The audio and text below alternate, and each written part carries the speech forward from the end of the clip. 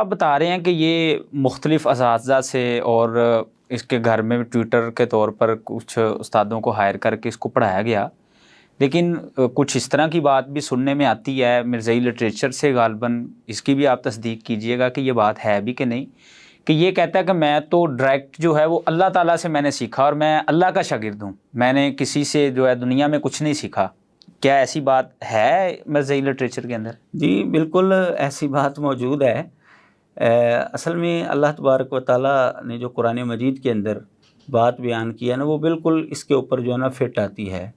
وَلَوْ كَانَ مِنْ عِنْدِ غَيْرِ اللَّهِ لَوَجَدُوا فِيهِ اخْتِلَافًا كَثِيرًا، کہ اگر یہ قرآن غیر اللہ کی جانب سے ہوتا تو اس کے اندر وہ بہت زیادہ اختلاف پاتے، یعنی جو چیز اللہ کی طرف سے ہوگی اس میں اختلاف نہیں ہوگا، جو چیز غیر اللہ کی جانب سے ہوگی اس کے اندر اختلاف ہوگا۔ یہ ہمیں ایک اصول ملتا ہے یہاں سے۔ اب مرزا قادیانی کا دعویٰ جو ہے وہ چونکہ جھوٹ پر مبنی تھا، اللہ تبارک و تعالیٰ کی جانب سے نہیں تھا، تو اس لیے اس کی کتابوں کے اندر جو ہے یہ تضاد اور یہ اختلاف پایا جاتا ہے۔ بعض جگہ پر جیسا کہ میں نے پہلے بتایا کہ وہ خود کہتا ہے میں نے فضل الہی سے پڑھا ہے، فضل احمد سے پڑھا ہے، گل علی شاہ سے پڑھا ہے، اس کے بیٹے نے سیرت المہدی کے اندر اس کی تصدیق کی ہے، مرزا قادیانی کی کتاب البریہ ہے اس کے اندر اس نے یہ ساری تفصیل جو ہے لکھی ہے۔ لیکن دوسری طرف جو ہے آپ کو یہ ملے گا کہ جب اس نے اپنے آپ کو لوگوں کے اندر مقدس شخصیت کے طور پر پیش کرنا تھا تو اس کے لیے ضروری تھا کہ وہ اللہ تبارک و تعالیٰ کے ساتھ اپنا کوئی نہ کوئی تعلق جو ہے وہ جوڑتا، تو اس نے یہ طریقہ واردات اپنایا کہ میں انکار کر دوں کہ میں نے دنیا میں کسی استاد سے پڑھا ہی نہیں، میں نے تو اللہ تعالیٰ سے جو ہے وہ علم حاصل کیا ہے۔ اس کا حوالہ مرزائی اس کا حوالہ جو ہے وہ میں آپ کے سامنے رکھتا ہوں، اس کی کتاب ہے ایام الصلح، روحانی خزائن کی جلد نمبر 14 ہے اور صفحہ نمبر 394 ہے۔ میں اس کی عبارت بھی پڑھ کر آپ کو سناتا ہوں۔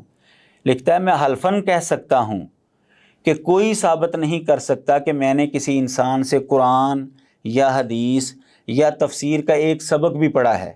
یا کسی مفسر اور محدث کی شاگردی اختیار کی ہے۔ حلفاً یہ بات کہتا ہے میں حلفاً کہتا ہوں کہ میں نے کسی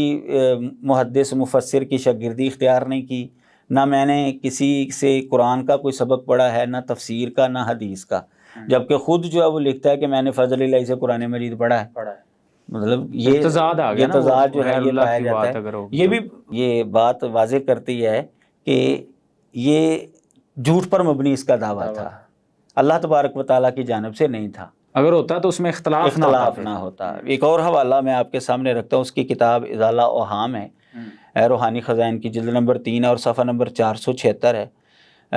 کہتا ہے چونکہ اس نے مسیح موعود ہونے کا دعویٰ کیا ہے تو اس کے حوالے سے کہتا ہے کہ آنے والے مسیح کے لیے تحصیل علوم عقلی اور انوار باطنی کا ذریعہ آسمانی موکلوں کے سہارے پر ہوگا، اور وہ مکتب اور کتابوں اور مشائخ سے نہیں بلکہ خدا تعالیٰ سے علم لدنی پائے گا۔ یہ اپنے آپ کو یعنی اللہ تعالیٰ کا جو ہے وہ شاگرد ثابت کر رہا ہے کہ جو آنے والا مسیح ہے نا وہ اللہ سے علم لدنی جو ہے وہ پائے گا، نہ کسی مکتب کے اندر وہ جائے گا، نہ کسی اساتذہ کے سامنے جو ہے وہ بیٹھے گا۔ یعنی اس نے مسیح ہونے کا دعویٰ بھی کیا ہے؟ جی بالکل کیا ہے، صحیح۔ اور اس کی یہ خصوصیت بیان کر رہا ہے کہ وہ اللہ تعالیٰ سے علم حاصل کرے، کسی مکتب سے نہیں سیکھے گا، کسی اور سے نہیں، ڈائریکٹ اللہ سے علم لدنی کے ذریعے جو وہ سیکھے گا، اور اس کے اساتذہ کی فہرست موجود ہے۔ تو یہ تو اس کے مسیح